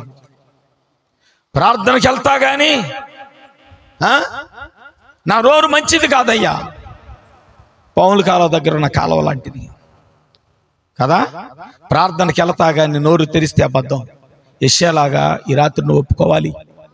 అపవిత్రమైన పెదవులు కల దానను, పెదవులు కలవాడను. అయ్యో నేను నశించి తిని, నాకు శ్రమ. దేవుని వాక్యం ఎదకొచ్చినప్పుడు, వాక్యం నీతో మాట్లాడుతున్నప్పుడు పరిశుద్ధతకు పాపానికి తేడా నువ్వు గమనించాలి. గమనిస్తేనే నువ్వు చెప్పగలుగుతావు, నేను పాపములో ఉన్నా నాకు శ్రమ రాబోతుంది, నేను అబద్ధములో ఉన్నా నాకు శ్రమ రాబోతుంది, నేను వ్యభిచారములో ఉన్నా నేను శ్రమ రాబోతుంది. Praise the Lord. యెషయా గ్రహించాడు. యెషయా అప్పుడు దేవుడు అడిగాడు, నా నిమిత్తం ఎవరు వెళ్తారు? ఆమేన్. నా నిమిత్తము యెషయా అన్నాడు తెలుసా, అయ్యా నేను వెళ్తాను కానీ దాని ముందు నేను శుద్ధీకరించబడాలయ్యా. హల్లెలూయా. నీ పని నిమిత్తం నేను వెళ్తాను ప్రభువా, కానీ దానికి ముందుగా నేను శుద్ధీకరించబడాలి. నీ పనికి నేను వాడబడతాను. ఆ లోయలో ఉన్న రాయి వాడబడాలి, దానికి ముందుగా అభిషేకించబడాలి, ఆ తేనెలో అది దొరలాలి. Praise the Lord. ఈరోజు మనకు పరిశుద్ధాత్మ అవసరమా కాదా?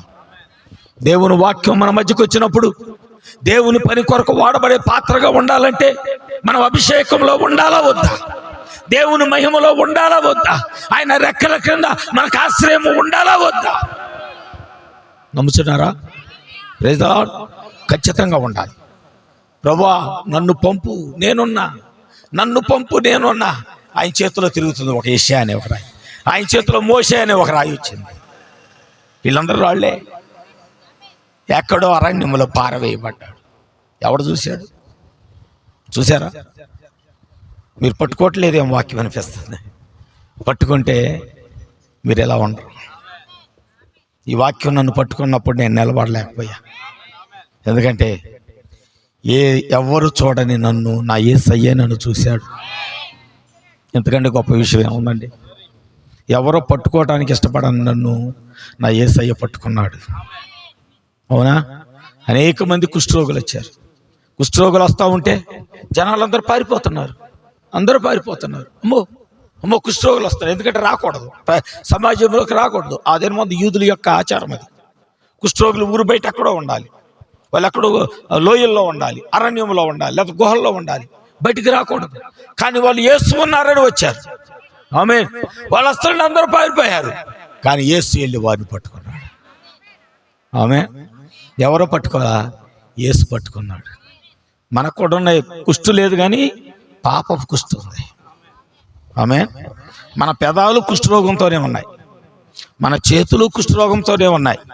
పాపము కొరకు పరిగెత్తే మన పాదాలకున్న కాళ్ళు, ఏళ్ళు కూడా కుష్ఠరోగంతోనే ఉన్నాయి. కొద్ది కఠినంగా ఉంటాయి, ఏమనుకోమాకండి, సర్దుకుపోండి. ఆటో మీద రాస్తారు సర్దుకుపోండి అని, అక్కడ కాదు ఇక్కడ సర్దుకుపోవాలి. నలుగురు ఎక్కితే నా 5 అంటారు, కొద్దిగా సర్దుకోండి అండి. సర్దుకోవడం ఎక్కడ సర్దుకోవాలి మనం? హల్లెలూయా. వాక్యం దగ్గరికి వచ్చినప్పుడు మనం సర్దుకోవాలి. ప్రభా పర్వాలేదు, ప్రభా పర్వాలేదు, అయ్యా నన్ను కడుగుతుంది వాక్యం, పర్వాలేదు నా కుష్ఠం తీసేస్తుంది, పర్వాలేదు లోయలో నుంచి నన్ను లేవనెత్తుతుంది ఇప్పుడే, పర్వాలేదు ప్రభా ఎవరు పట్టించుకోకపోతే నీవు నన్ను పట్టించుకున్నావు. ఆమేన్. పట్టించుకున్నావు. తెలుసా మీకు ఆ పాట? తెలీదా? అద్భుతకరమైన పాట. చూచి చూడనట్టు వెళ్ళే దేవుడ నీవు కావు. చూచి చూడనట్లు వెళ్ళే దేవుడు కాదంట. అంటనట్లు ముట్టుకోకుండా ఉండే దేవుడు కాదంట.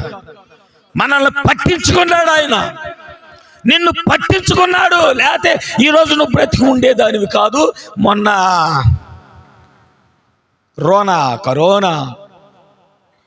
కరోనాలోనే కొట్టుకుపోయేదానివి. కరోనాలోనే కానీ ఆయన నిన్ను పట్టించుకున్నాడు. అందుకే ఈరోజు ఆయన పాదాల దగ్గరికి నిన్ను తీసుకొచ్చాడు. ఆ సంగతి గ్రహిస్తే నీ హృదయం ఈరోజు ఇక్కడ పిండబడాలి. నీకంటే మంచి వాళ్ళు చచ్చిపోలా? నీకంటే యోగ్యులు చనిపోలా? నీకంటే ధనవంతులు చనిపోలా? నీకంటే అందగాళ్ళు చనిపోలా? మరి ఎందుకు ఉంచాడు నేను? కరోనా మాకు తెలియదు అన్న వాళ్ళు ఎవరు ఉన్నారు ఇక్కడ? మేము అప్పుడు పుట్టలేదు అన్న వాళ్ళు ఎవరు ఉన్నారా? అందరికీ తెలుసు, అవునా? మనందరూ కరోనా అనే ఉగ్రతలో నుంచి బయటకు వచ్చిన వాళ్ళమే. కానీ ఆ ఉగ్రత నిన్ను తాకనివ్వలా, ఆ ఉగ్రత నన్ను తాకనివ్వలా, ఎక్కడున్నా ఎవరిని కూడా ఉగ్రత తాకనివ్వలా. ఎందుకంటే ఆయన నిన్ను పట్టించుకున్నాడు. ఆమేన్, ఆమేన్, ఆమేన్. ఆయన నిన్ను పట్టించుకున్నాడు. అందుకే ఈరోజు మనం బ్రతికి ఉన్నాం, మనం సజీవ సాక్షులం. ఆయన మనల్ని సాక్షులుగా వాడుకోబోతున్నాడు. మీ పాస్టర్ గారు లాస్ట్లో పాట పాడారు, ఆయన సాక్షిగా బ్రతకాలి. ఆయన సాక్షిగా మనం బ్రతకాలి. దేవుని స్తోత్రం, హల్లెలూయా, హల్లెలూయా. ఓ సంగమ, నిజంగా ఆయన పట్టించుకోకపోతే ఇంకా లోయలోనే ఉండేవాళ్ళం, అవునా? ఇంకా ఎక్కడికో దూరంగా కొట్టుకుపోయేవాళ్ళం. కానీ ఆయన ఏం చేశాడు? ఆ రాళ్ళను తీసుకున్నాడు, ఆ సంచిలో భద్రపరుచుకున్నాడు. ఇప్పుడు యుద్ధం వచ్చింది. ప్రవక్త మాట్లాడుచున్నాడు, గొప్ప యోధుడైన దావీదు అనే వర్తమానంలో ఆయన అంటున్నాడు, దేవుడంట తన ప్రజల మీదకి వచ్చే శత్రువు వస్తున్నప్పుడు ఒక్క యుద్ధాన్ని కూడా పోగొట్టుకోలేదంట. యేసు అనే ఒక రాయి బయటికి తీశాడు. ఆ రాయి పరిశుద్ధాత్మలో పెట్టబడింది. ఆయనకు తెలుసంట పరిశుద్ధాత్మకి శత్రువుని ఎక్కడ కొట్టాలి. Praise the Lord. దావీదు ఉపయోగించాడు కేవలం, కానీ పరిశుద్ధాత్మ శత్రువుని చంపుతున్నాడు. దేవునికి మహిమ కలుగును గాక. ఆ ఒడిసి పరిశుద్ధాత్మ, ఆ పెట్టబడిన రాయి క్రీస్తు అయి ఉన్నాడు. ప్రవక్త మాట్లాడుచున్నాడు, ఆ బండ ఏదో కాదు, ప్రభువైన యేసు క్రీస్తు అయితే, ఆయన పెద్ద బండ అయితే, ఆ బండలో మనం చిన్న రాళ్ళమంట. హల్లెలూయా. పెద్ద బండలో మనం చిన్న రాళ్ళమంట. నా ఇంకేదో గుర్తు వస్తుంది, ఓ మాట చెప్తా. అంటే ఆయన రాళ్ళను ఎలా వాడుకుంటున్నాడో అది చెప్తా. ఇశ్రాయేలీలకు ఒకసారి దాహమైందంట. వింటున్నారమ్మా?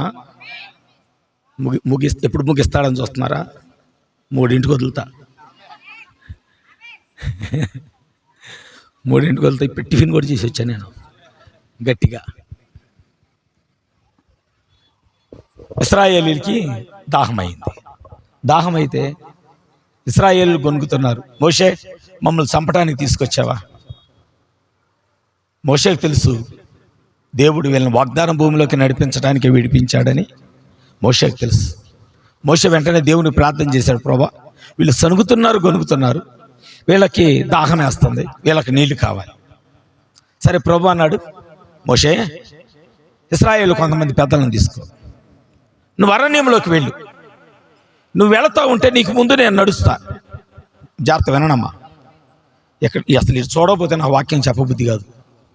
ఇటు చూడండి, రోడ్డు మీద ఏ ఆత్మలు తిరుగుతూ ఉంటాయి, పట్టించుకోమాకండి. మనం అందరం వెళ్ళాక మళ్ళీ ఆత్మలన్నీ నీడకే వస్తాయి. ఆ ఎదురు చూస్తారు, వీళ్ళు ఎప్పుడు వెళ్తారో మళ్ళీ మేము మా స్థానాల్లోకి రావాలి. ఆ బ్యాచ్గానే ఉంటుంది. తొందర ఖాళీ చేస్తే మేము కూర్చోవాలి, సిట్టింగ్ వేయాలి, ఆత్మలు రెడీగానే ఉంటాయి. మోషే దేవుడిని అడిగాడు, ప్రభా వీళ్ళకి దాహం వేస్తుంది, ఎట్లాగా ప్రభా అంటే, దేవుడు అన్నాడు, మోషే నేను నీకు ముందుంటా, జాగ్రత్తగా వినండి,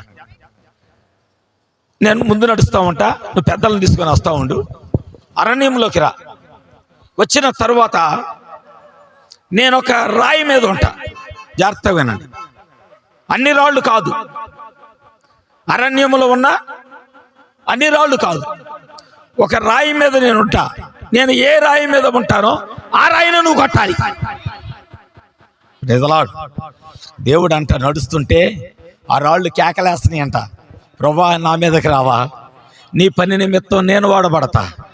చిన్న రాయి మొదలుకొని పెద్ద రాయి వరకు కేకలేస్తున్నాయి అంట, ప్రభా నా మీదకి రా, ప్రభా నా మీదకి రా, నా మీదకి రా, నేను నీ కొరకు వాడబడి నీ ప్రజల దాహాన్ని నేను తీరుస్తా.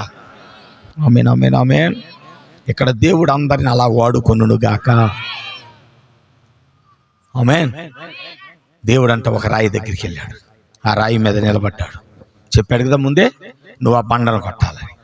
ఆ రాతిని కొట్టాడు. కొట్టగానే ఆ రాతిలో నుంచి ఏమొచ్చాయి చెప్పనమ్మా? తెలుసా మీకు? నీళ్ళు వచ్చాయి. అవునా?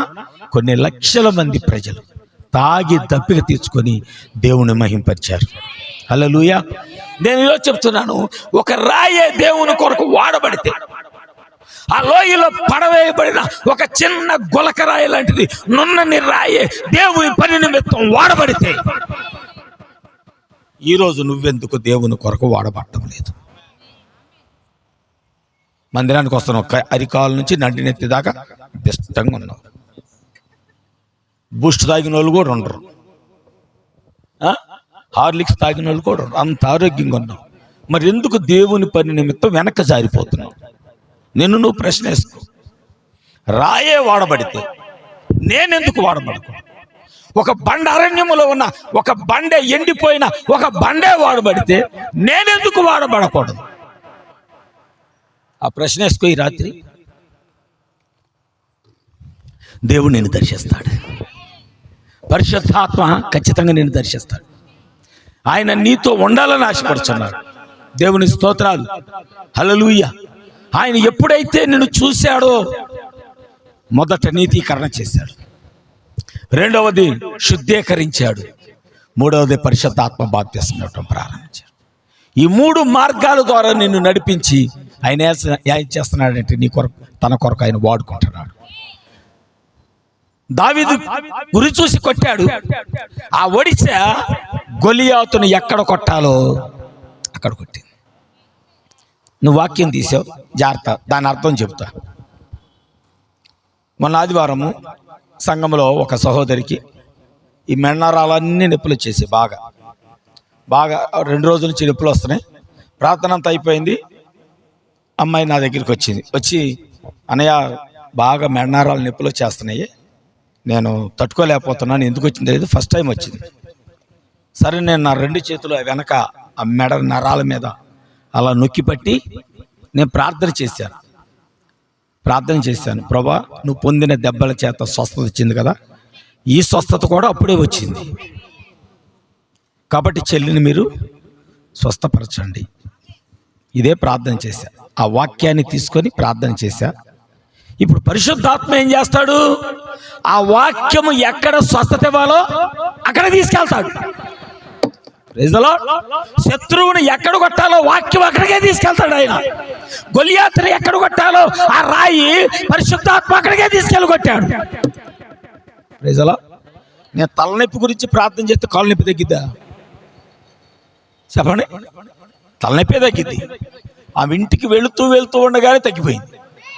ఇంటికి వెళ్ళి 2 నిమిషాలు ఇంకా నేను చర్చిలో నుంచి కిందకి దిగలేదు. నా ఫోను డేటా ఆన్ చేశాను, వెంటనే నా ఫస్ట్ ఫోన్ వచ్చింది. అన్నయ్య, దేవుడు నాకు నడుస్తుండగానే స్వస్థత ఇచ్చేశాడు. నేను ఇంటికి వెళ్ళేసరికి లేదు. అంటే పరిశుద్ధాత్మ వాక్యాన్ని సరి అయిన క్రమంలోనే నడిపిస్తాడు. నీకెక్కడ ఏ అవసరం ఉండి నువ్వు ప్రార్థన చేస్తావో ఆ అవసరతనే తీరుస్తాడు ఆయన. రోగం గురించి ప్రార్థన చేసావా, ఆ రోగాన్ని స్వస్థపరుస్తాడు. నీ బిడ్డలు దారి తప్పుతుంటే, ప్రభా నా పిల్లలు సరి అయిన మార్గంలో నడిపించని ప్రార్థన చేసావా, వాక్యము సరి అయిన మార్గంలోనే నడిపిస్తుంది. ఆమె ఎవరి రాయి? పడిపోయిన మనం కదా. ఎవరి రాళ్ళు? 5 రాళ్ళు చెదిరిపోయిన రాళ్ళు ఎవరో? ఆ చెదిరిపోయిన మనం కదా. నమ్ముచున్నారా? ఆ లోయలో పడిపోయి ఎండిపోయిన రాళ్ళు మనం కాదా? ఆమె. నేను మీకు మాట చెప్తానండి. నేను ముగింపులోకి వెళ్ళటానికి ముందుగా చాలా తీసుకొచ్చేగానే లేఖనము దేవుడు ఎంతవరకు నడిపిస్తాడో నాకు తెలియదు, కానీ నేను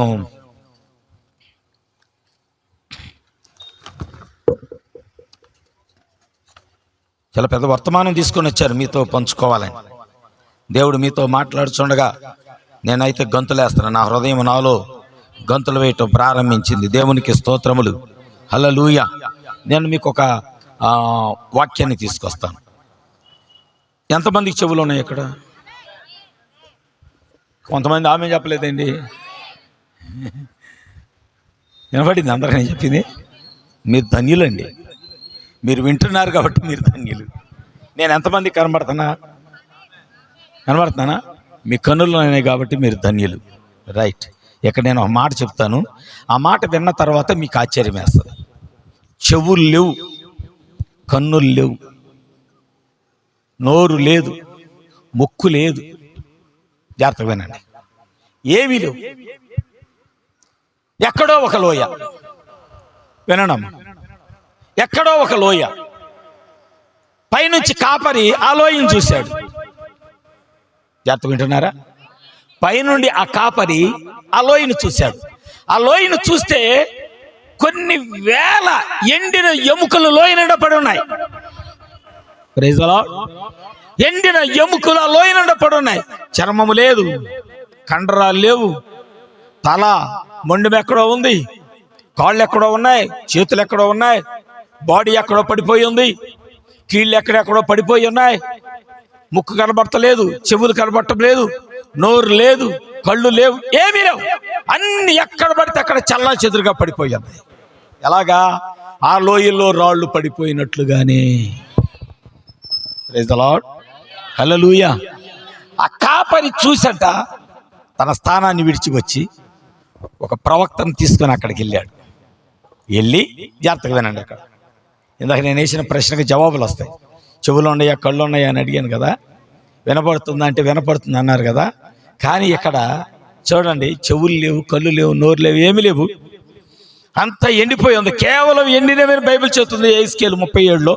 ఇప్పుడు మీరేం చదవద్దు, కానీ కేవలం ఎండిపోయినవి, ఎండిపోయిన ఎముకలను ఆయన చూశాడు.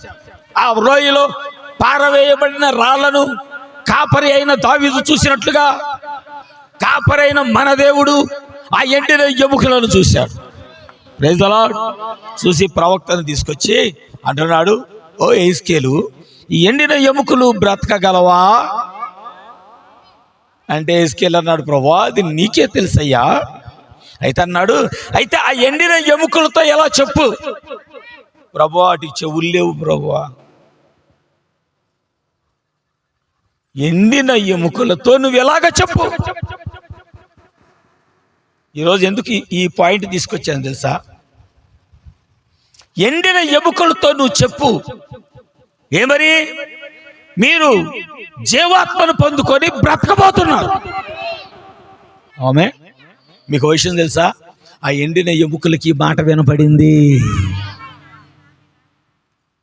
ఆ ఎండిన ఎముకలకు ఈ స్వరం వినపడింది. యెహోవా ఎలాగూ సెలవిచ్చుచున్నాడని thus saith the Lord అనే స్వరము, ఆ మాట ఎండిన ఎముకలకు వినబడింది. ఎండిన ఎముకలే దేవుని వాక్యం వింటే సజీవంగా ఉన్న నీవు ఎందుకు వాక్యం వినటం లేదు?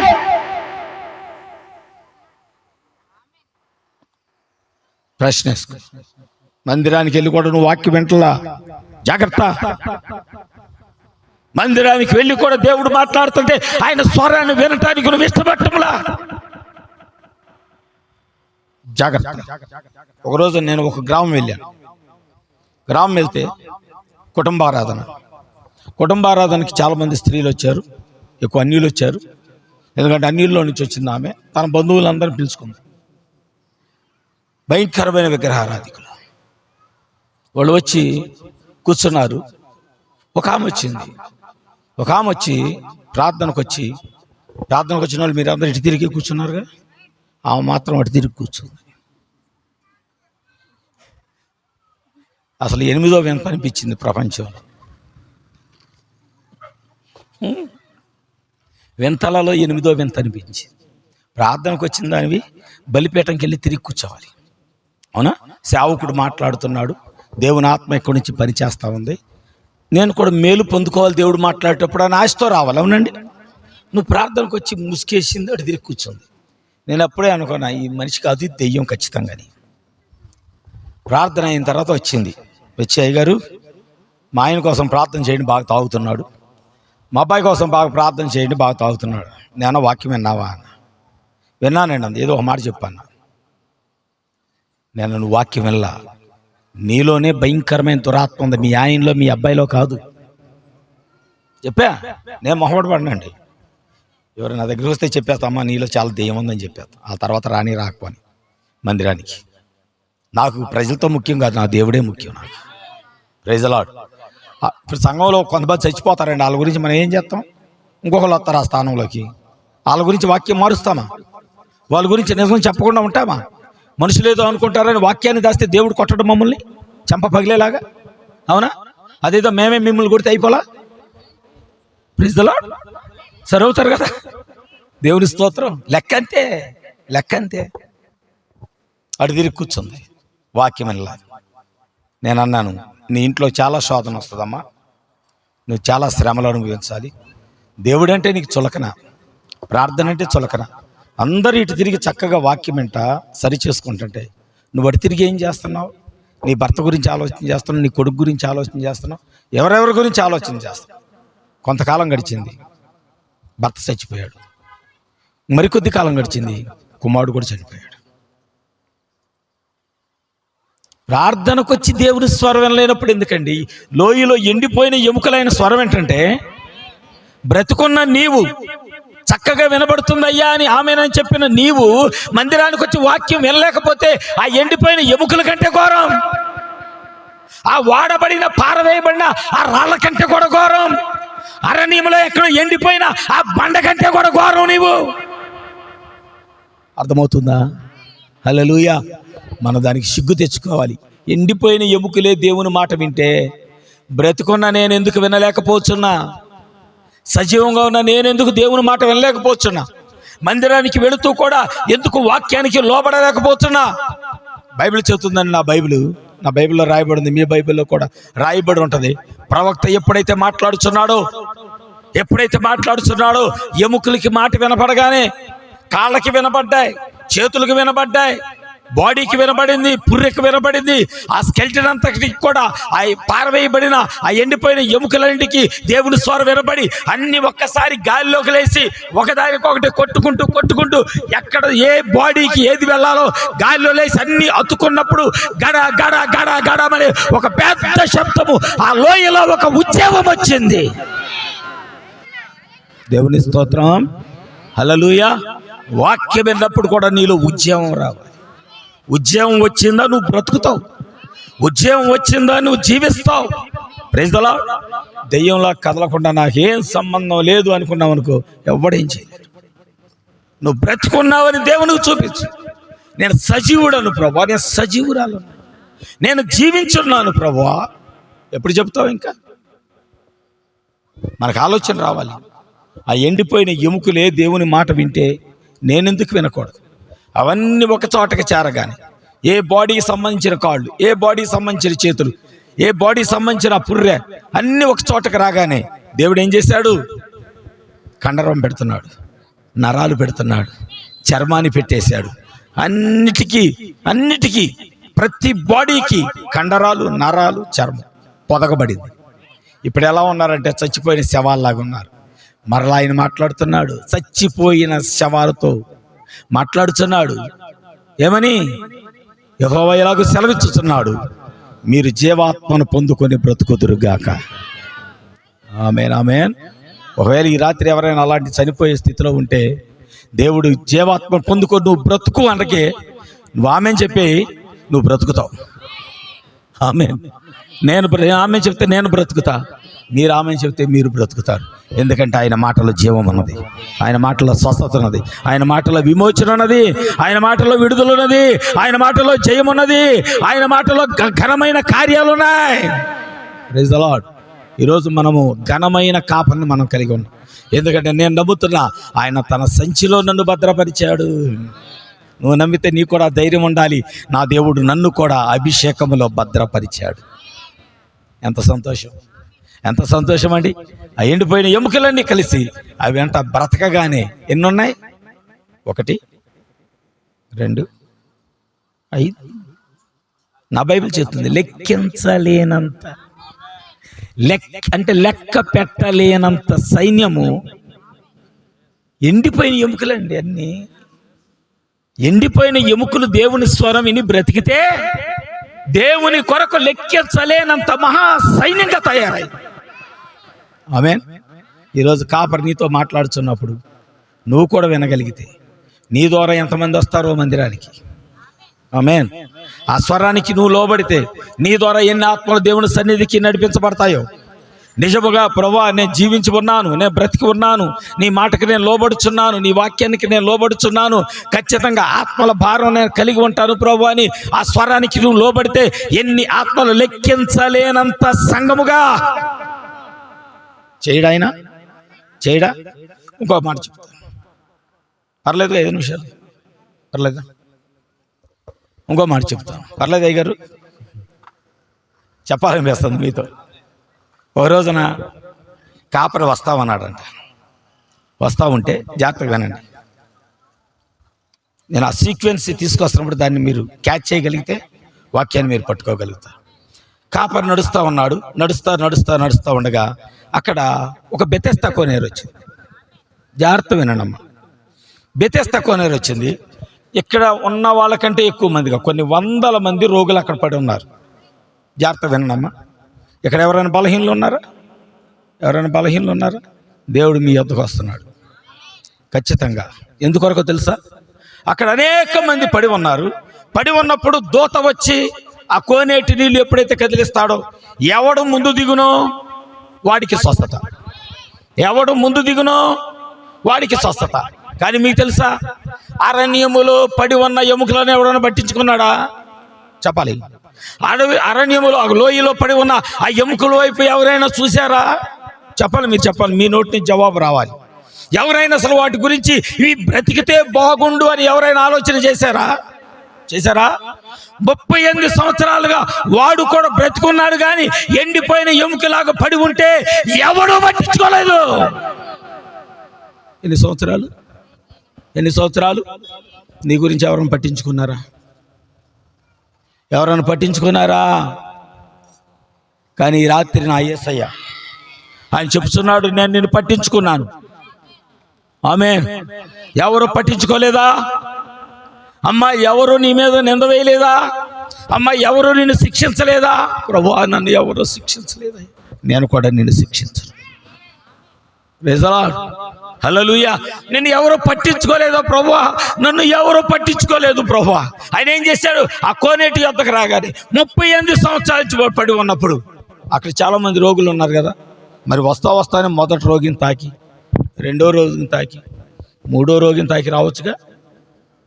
రాకూడదు. ఆయన దేవుడు కదమ్మా, ఆయన యేసు ప్రభు, ఆయన క్రీస్తు రక్షకుడు, స్వస్థపరచువాడు, ఎలోహిం, ఎల్ రోయి, అవునా? El Roi. Praise the Lord, hallelujah. కానీ ఆయన ఏం చేశాడో తెలుసా?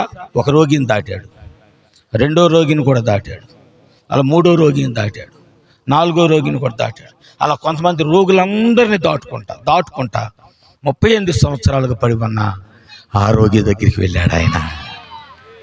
మంచి కాపరి ఎవడో పట్టించుకొని ఆ రోగిని చూశాడు ఆయన వెళ్ళి ఆయనతో మాట్లాడుచున్నాడు. చప్పట్లు కూడా దేవుని నామాన్ని మహింపరుద్దామా.